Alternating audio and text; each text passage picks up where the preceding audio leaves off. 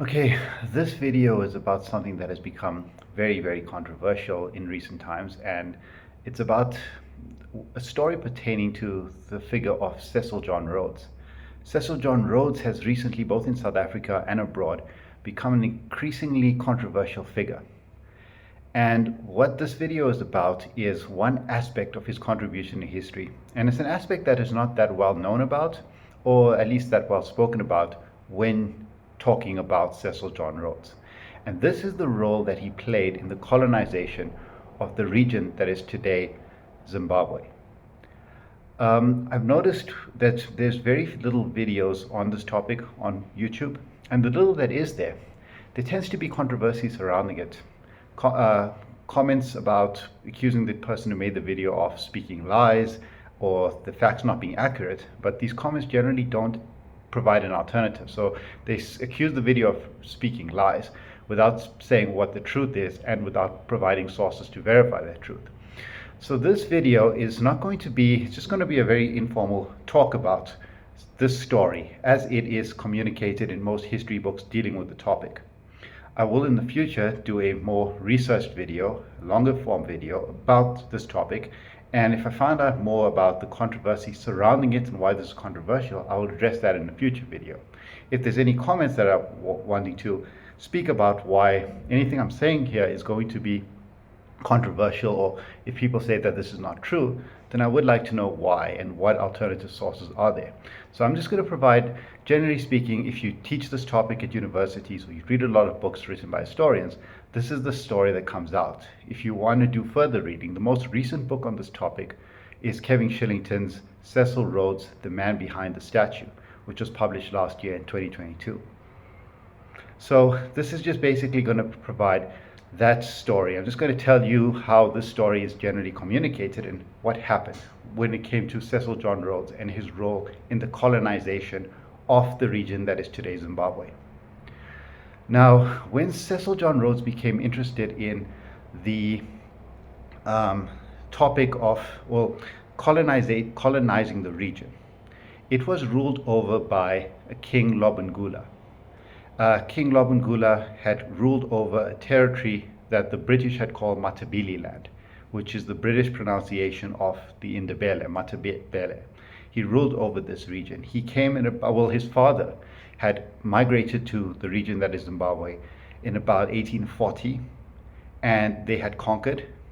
And at this stage, Lobengula saw himself as the ruler of the region, and he saw the other group of people who were living there, the Shona, as being subordinate to him, and they would pay a tribute. So he was the ruler of this region. And at this stage, about the time that Cecil John Rhodes became interested in this region, we're looking at about the 1890s, the late 1880s. And Lobengula was very worried because he was observing what was going on. At this stage, the scramble for Africa, the colonization of Africa is underway. And he's observing that there are some African leaders who are still independent, and there are some who have been conquered. And he wants to make sure that he is in the group that is still independent. He wants to be very cautious in his dealing with Europeans.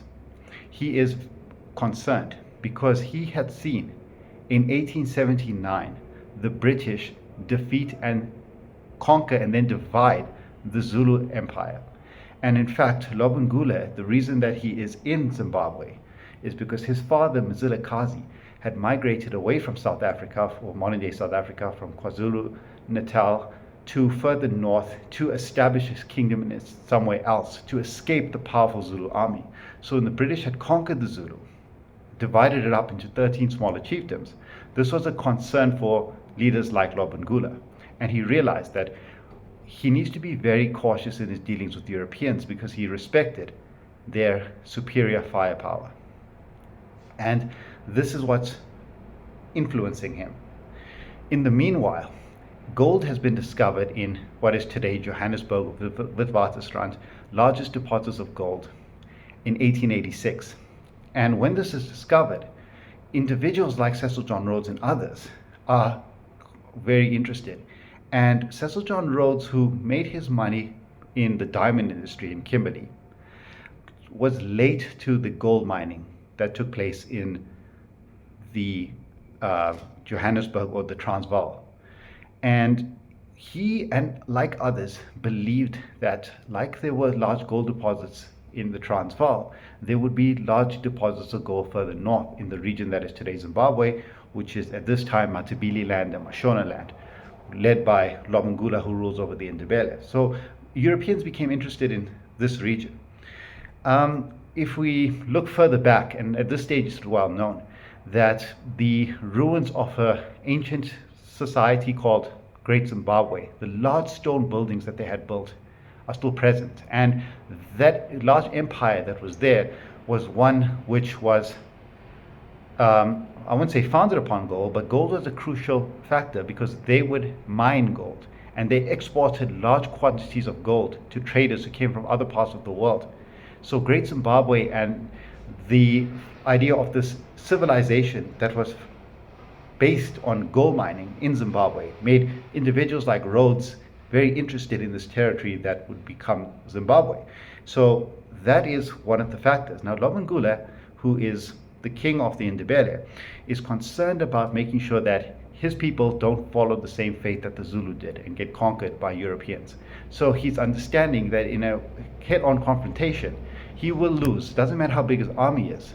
The superior firepower of Europeans would render whatever size his army is insubordinate.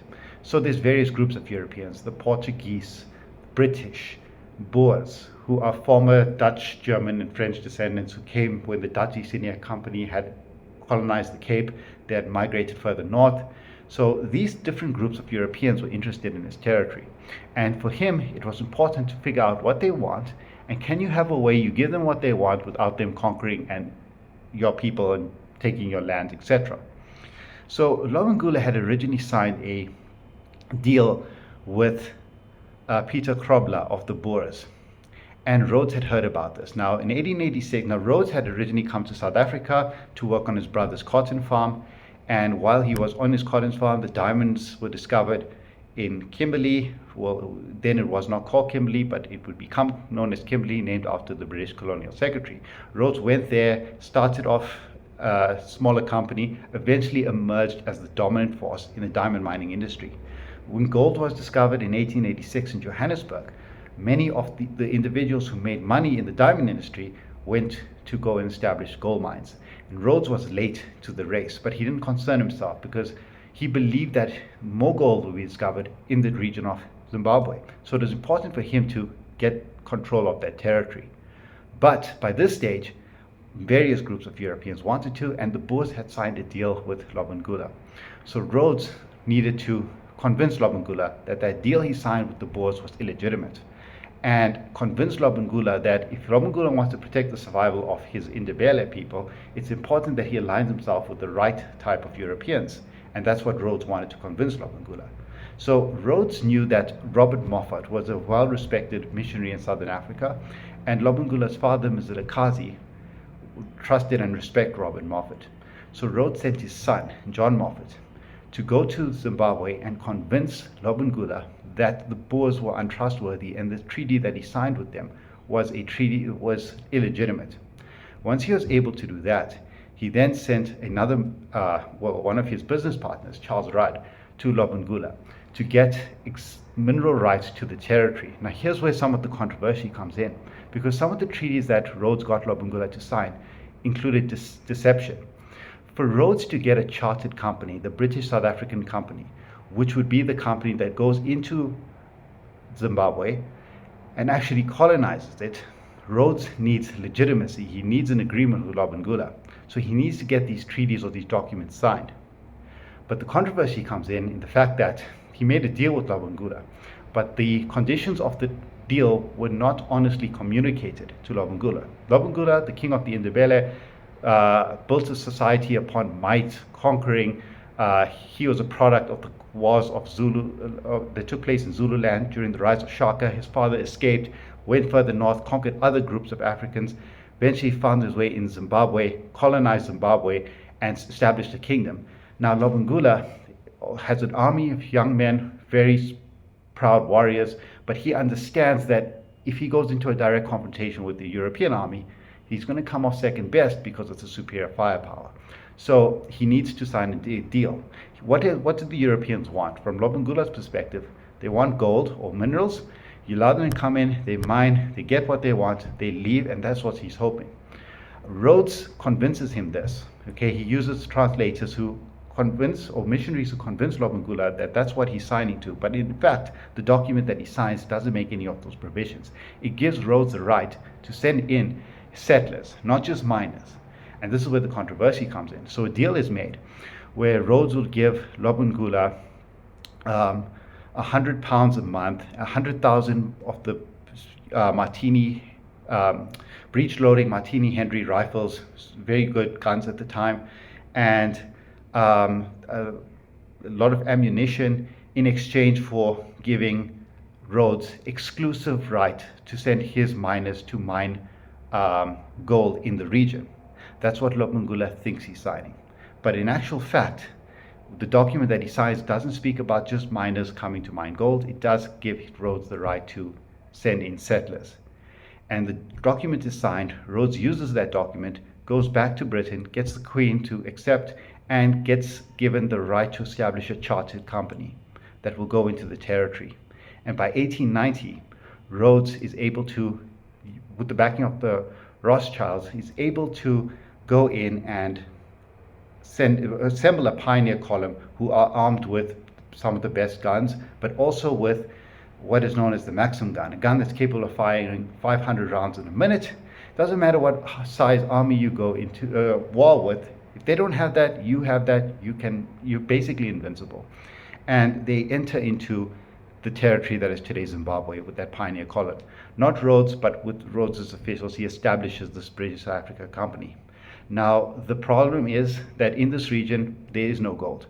Whatever gold there was there, the Shona ancestors who had established Great Zimbabwe had already mined all that gold. We underestimate their mining capabilities, but they probably exhausted all the gold reserves that were there. So the pioneer column goes in, and now there isn't this gold that was supposed to be promised. Now Rhodes assembled this pioneer column with a lot of foreign investment, people investing money on the idea that they're going to create a profit when the gold is discovered, but the gold is not discovered. And Rhodes is cautious as well. His people, or his British South Africa Company, go into a territory where the Shona are living. And the Shona kind of welcome the British because they see the British as maybe protectors against the Indabele. They don't go into Indabele territory, and it's very risky. Needs an excuse now when gold is not discovered in Shona territory, need an excuse to go into Indabele territory. This excuse would come in 1893, where a group of Shona steal cattle from the Indabele. And this is a sign of weakness now because Lobengula, the king of the Indabele, rules by force, by showing that he's assertive, strong. And when the pioneer column came and when his people realized that Rhodes deceived him, it made him look weak. But he did, and they wanted to attack the Europeans. But he didn't want them to attack the Europeans because he would suffer the same fate that the Zulu had suffered in 1879. So instead, he has to keep quiet. But now when the Shona are stealing cattle, this is going to make him look too weak. So he sends a group that go and severely punish the Shona. The British South African Company will then use this as an excuse to go to war with the Indabele. And in 1893, the British South Africa Company go to war with the Indabele with their Maxim guns, their ox wagons, the ways in which they fight. They defeat the Indabele. Lobengula flees and dies in exile while on the run from the Europeans, and the Indabele are conquered. And then the next 3 years, the pioneer column would not discover gold there either, and they would start to change their attention from using Zimbabwe for mining to agriculture. But when they do this, they start imposing forced labor on the Shona. And later on in 1896, there'll be a second war where the Indabele and the Shona go to war with the British South Africa Company, which they would win again.